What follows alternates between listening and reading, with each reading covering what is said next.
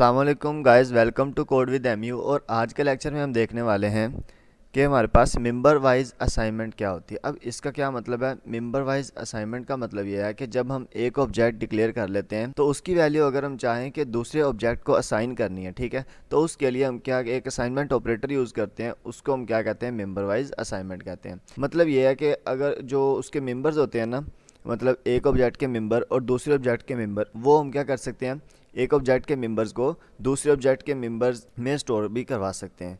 तो चलिए स्टार्ट करते हैं और इसकी डेफिनेशन को देखते हैं। The operator may be used to assign one object's data to another object or to initialize one object with another object's data.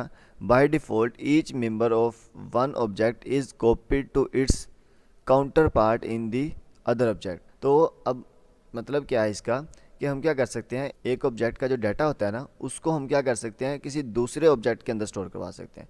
Members wise assignment में अभी तक सिर्फ यही कॉन्सेप्ट है। आगे हम जाके कॉपी कंस्ट्रक्टर पढ़ेंगे तो फिर वो हम जो है ना, ये कॉपी वाला पार्ट जो है ना, हम वहाँ पे डिस्कस करेंगे। Member wise assignment is also occur when one object is initialise with another object's value.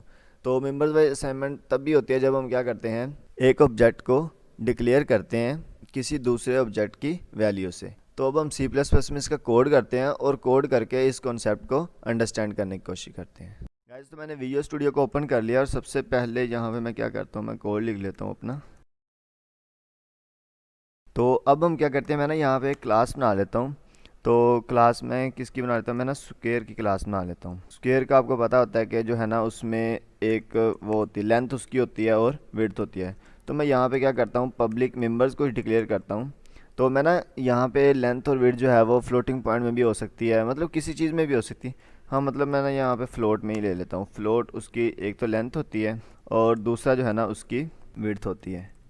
तो मतलब ये चीज़ें जो है ना, ये हमने ऑलरेडी पढ़ी हुई हैं। तो मतलब इनको जो है हम इजीली अंडरस्टैंड कर सकते हैं कि ये क्या काम हो रहा है। अब मैं क्या करता हूँ, मैं ना एक कंस्ट्रक्टर बनाता हूँ स्क्वेयर का। और यहाँ पे मैं क्या कर देता हूँ, मैं ना कहता हूँ कि ये दो वैल्यूज़ लेगा, एक उसकी लेंथ लेगा, ठीक, और एक क्या करेगा, उसकी विड्थ लेगा, ठीक है। और यहाँ पे जो है ना, मैं क्या करता हूँ, यहाँ पे मैं असाइन कर देता हूँ वैल्यूज़, मतलब जो L है वो लेंथ को साइन हो जाए और जो W है हमारे पास वो विड्थ को साइन हो जाए। अब देखिए हमारे पास, मैं क्या करता हूँ, मैं ना यहाँ पे दो फंक्शन बना लेता हूँ। मैं यहाँ पे फ्लोट टाइप के ही बना लेता हूँ, फ्लोट। और यहाँ पे मैं क्या करता हूँ, गेट लेंथ एक फंक्शन बना लेता हूँ। रिटर्न, ये हमारे पास क्या रिटर्न करेगा, हमें लेंथ रिटर्न करेगा। और इसी तरह मैं क्या करता हूँ, मैं यहाँ पे एक गेट विड्थ का जो है ना वो बना लेता हूँ फंक्शन। और ये जो है ये हमें क्या रिटर्न करेगा, विड्थ रिटर्न करेगा। अब मैंने क्या किया, अब यहाँ तक जो है ना मैंने सिंपल काम किया। ये जो है ना हम पहले भी करते आ रहे हैं कि मैंने एक कंस्ट्रक्टर बनाया, कंस्ट्रक्टर में मैंने दो वैल्यूज़ ली हैं और मैंने क्या किया, दो फंक्शन बनाए हैं इन दोनों को गेट करने के लिए, ठीक है। अब मैं क्या करता हूँ, मैंने यहाँ पे जो है ये मैं एक ना ऑब्जेक्ट क्रिएट करता हूँ स्क्वेयर का। और मैं यहाँ पे स्क्वेयर लिखता हूँ और यहाँ पे मैं ना एस लिख देता हूँ, ठीक है। अब ये हमारे पास क्या बन गया, एस इसका ऑब्जेक्ट बन गया। अब यहाँ पे एक एरर आ रहा है। एरर क्या है, no default constructor exist for class. अब इसका कोई डिफ़ॉल्ट कंस्ट्रक्टर नहीं है। देखें, इसके कंस्ट्रक्टर पैरामीटराइज कंस्ट्रक्टर है इसका।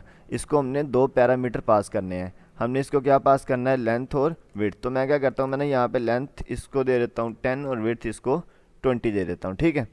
तो मतलब आप यहाँ पे स्क्वेयर कर सकते हैं, रेक्टेंगल कर सकते हैं, कुछ भी मतलब कर सकते हैं। ज़ाहिर स्क्वेयर जो होता है उसकी लेंथ और विड्थ सेम होती है, ठीक है, तो मतलब चेंज नहीं होती। तो मैं ना यहाँ पे वैसे ही आपको समझाने के लिए जो है वो चेंज दे रहा हूँ। अब मैं क्या करता हूँ, मैं ना एक और ऑब्जेक्ट बनाता हूँ। मैं यहाँ पे एक और ऑब्जेक्ट बना लेता हूँ, इसको मैं S1 का नाम दे देता हूँ और इस पर मैं वैल्यू स्टोर कर देता हूँ 30 और 40। अब मैं क्या करता हूँ, मैं ना इन दोनों को ना प्रिंट करवाने की कोशिश करता हूँ। मैं क्या करता हूँ, the length and width of object one is. अब यहाँ पे मैं क्या कर देता हूँ, मैं यहाँ पे जो है वो एस डॉट और यहाँ पे मैं गेट लेंथ करता हूँ। गेट लेंथ हमारे पास आ गया, ये फंक्शन कॉल होगा। और उसके बाद जो है मैं क्या करता हूँ, मैंने यहाँ पे दो स्पेस दे देता हूँ और यहाँ पे मैं करता हूँ एस डॉट और गेट हमारे पास विड्थ वाले फंक्शन को मैं कॉल कर देता हूँ। और यहाँ पे जो है ना हमारा जो है वो ये लाइन एंड हो जाएगी।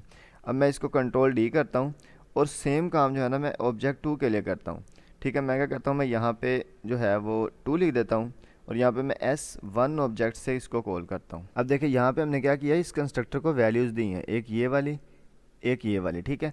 अगर हम एस लिख के इसको एक्सेस करेंगे ना, ये यहाँ से एस लिख के, ठीक है, यहाँ से एस लिख के अगर हम इसको एक्सेस करेंगे तो ये हमारे पास गेट लेंथ की जगह पे क्या प्रिंट करवाएगा 10, और गेट विड्थ की जगह पे क्या प्रिंट करवाएगा 20।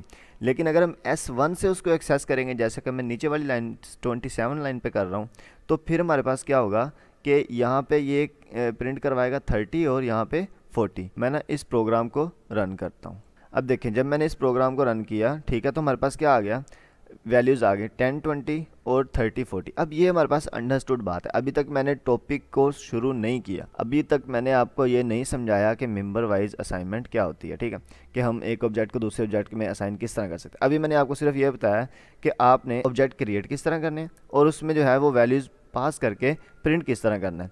अब देखें यहाँ पर जो है ना हमारे पास length and width of object 1 is 10, 20, तो हमने क्या किया था 10, 20 ही दी थी यहाँ पे, देखें 24 लाइन पे।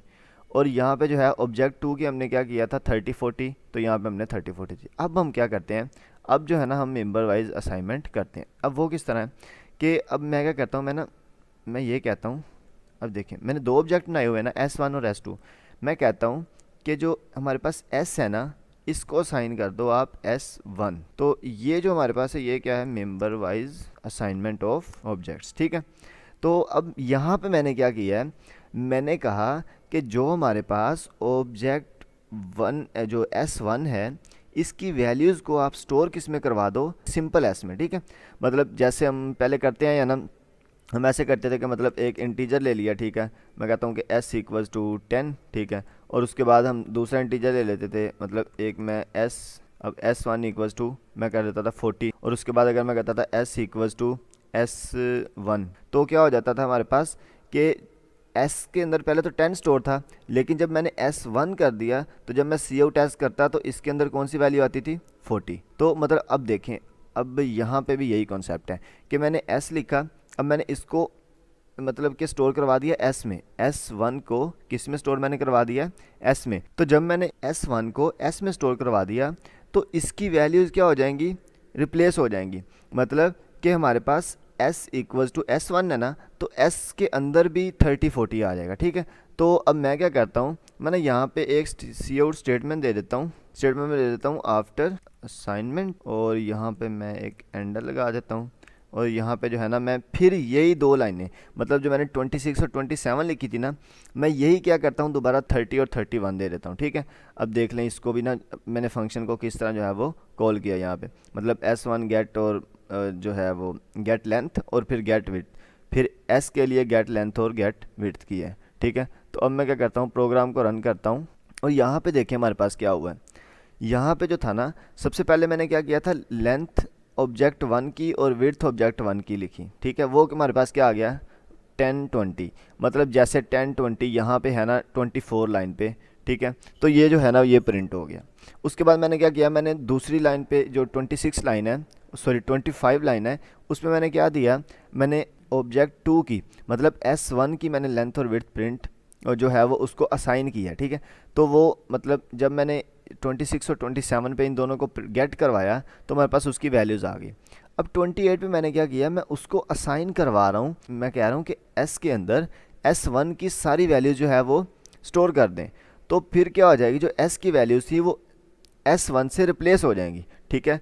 तो जब मैंने क्या किया, जब मैंने उसको वैल्यू असाइन की तो क्या हुआ, यहाँ पे देखें फिर कि ऑब्जेक्ट 1 जो था ना उसके अंदर ऑब्जेक्ट 2 आ गया, मतलब S के अंदर क्या स्टोर हो गया, S स्टोर हो गया। तो ये जो प्रोसेस है इसको हम क्या कहते हैं, मेंबर्स वाइज असाइनमेंट, कि एक ऑब्जेक्ट को हमने असाइन करना है दूसरे ऑब्जेक्ट को। तो उम्मीद है कि आपको ये जो लेक्चर है ये समझ आ गया होगा। अगर आपको समझ नहीं आया तो आप कमेंट में पूछ सकते हैं, और अगर आपको समझ आ गया तो वीडियो को लाइक कर दें और चैनल को सब्सक्राइब कर दें। इसका कोड और जो है हमारे पास स्लाइड जो है वो आपको वीडियो के डिस्क्रिप्शन में लिंक में मिल जाएंगी। तब तक के लिए अल्लाह हाफिज़, मिलते हैं नेक्स्ट लेक्चर में।